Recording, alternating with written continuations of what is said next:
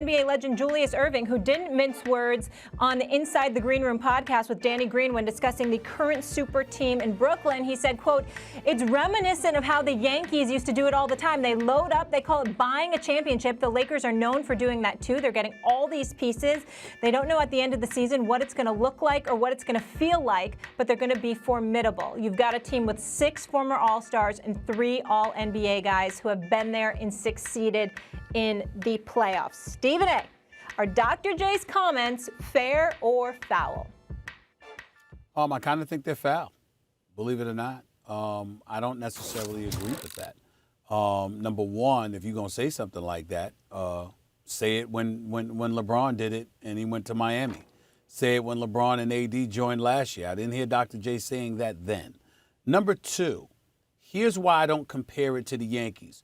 You see, when it comes to Harden, Max, or when it comes to Kyrie, or when it comes to KD, as you have stated on many occasions, Max, they're going to get their money. They're going to get their money no matter who you play for. The money was those exact dollars was coming. Kyrie was going to get that max $141 million. KD was going to get his max. James Harden turned down the additional 2 years and $103 million from Houston. Okay, but when you bring up the Yankees, took the liberty, Max, of going back into my archives because you ain't the only diehard Yankee fan. I remember back in the day in 1975 when the Yankees paid Catfish Hunter over $3 million. How about when they paid Reggie? How about when they played Reggie Jackson, Max Kellerman? That was in 1977. Now he was worth it because they won back-to-back World Series, and we know who Mr. October is.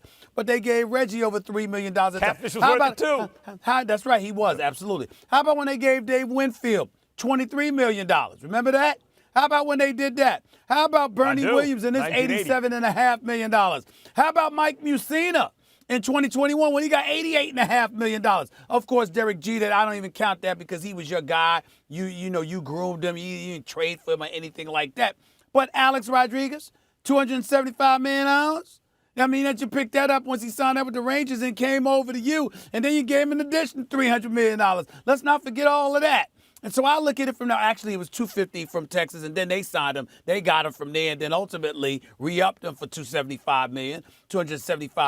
So you got that going on. You picked up Giancarlo Stanton's contract. CC Sabathia got like $160, $180. Teixeira. I think CC Sabathia. What did he get? Like 160-something million. All I'm trying to say is this: It's not the same. It's not the same because those guys that the Yankees got, you can make a legitimate argument they were going to be hard pressed to get those dollars elsewhere. You literally bought them, okay? You overpaid in some instances to get them to wear pinstripes and come to the Bronx because you're the Yankees and you were a cash cow and you could afford what most teams couldn't. That's not how it is in the NBA. KD chose to go to Brooklyn. Anywhere else he would have gone, they would have given him the exact max dollars that the Brooklyn Nets gave him. And so I look at it from that perspective, and I would say the great Dr. J. Julius Erving, who I love dearly, I don't think he's right on this particular equation in terms of comparing the two. I don't think there's a comparison there. I mean, I was just looking at there's a bunch of contracts. First of all, Bernie Williams was also their own guy, and he could have gotten more money on the open market. He called Steinbrenner last minute and said, I don't want to be a Red Sox. I want to be a Yankee. Yeah. Let me say this about Dr. J's comments. First of all, they're fair. And second of all, I'd take it as a compliment if I was the Brooklyn Nets. Do you understand there's there's a cap in basketball. So everyone can spend the same, right? So how do you buy a championship? Your team has to be attractive enough that the superstars want to play there. You can't even say, well, they have New York because the Knicks have New York and they couldn't give away their money. No one would take it. So the Nets are doing something extra right to have this situation going on right now. That's a tip of the cap. It's not only fair for Dr. J to say it, it's an enormous compliment. By the way, it's a compliment to the Yankees too. They're not buying a second-round playoff exit.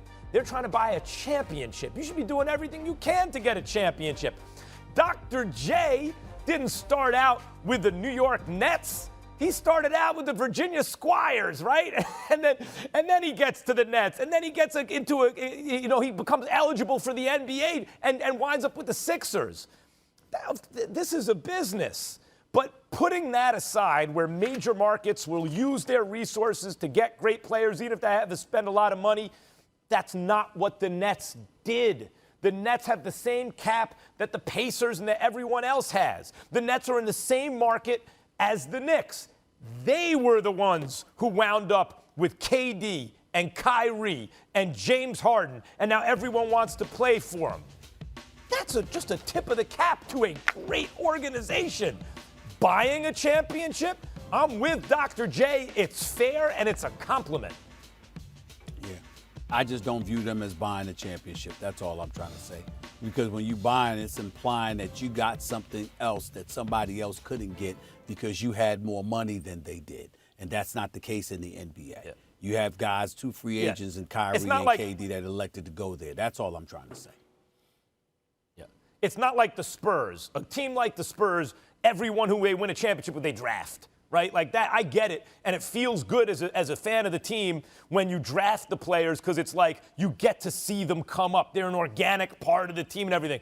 But throughout sports history, there have been major trades and free agent signings, and those championships count just the same. And by the way, Philly won a championship with Dr. J. He ain't giving that back. They had to pay him a lot of money to win that championship, along with Moses Malone, who they brought in. Moses Malone was the best. Apologies to Bird and Magic and Kareem. But back then, for a couple of years, Moses Malone was the best player in the NBA. He wasn't drafted by the Sixers, and Dr. J won a championship with him.